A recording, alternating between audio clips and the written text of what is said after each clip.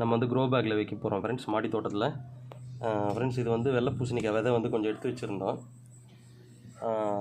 இப்போ வந்து க்ரோ பேக்கோட சைஸ் பார்த்திங்கன்னா 15க்கு 6.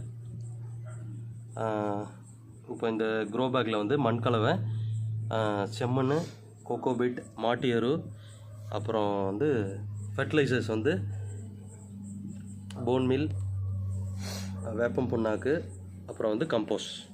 ஸோ இது எல்லாமே மிக்ஸ் பண்ணி இந்த மண்ணை ரெடியாக நான் வச்சுட்டேன்.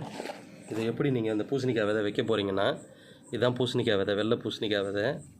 இது ஆல்ரெடி எடுத்து வச்சிட்டோம். ஸோ இது ஒரு ஹோல் ஒன்று போட்டுக்குங்க. இந்த விரலில் இந்த மாதிரி விரலில் ஹோல் போட்டுக்கிட்டு,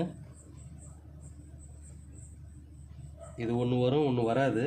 ஸோ அதனால தான் இத்தனையும் வச்சிடுறோம். அதில் வச்சுட்டு எது வருதோ அதை நம்ம வந்து க்ரோத் பண்ணிக்கிறோம்.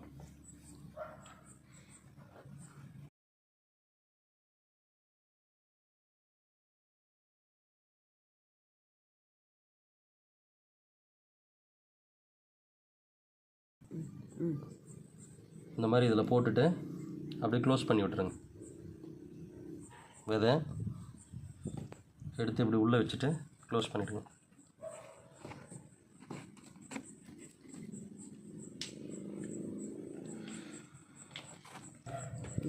ஃப்ரெண்ட்ஸ், இந்த மாதிரி 2 விதையாக கூட போட்டுக்குங்க, ஒன்றும் ப்ராப்ளம் இல்லை.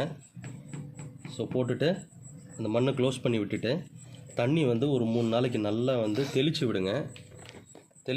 தண்ணியை ஊற்றாதீங்க, இல்லைன்னா வெளியே வந்துடும் விதெல்லாம்.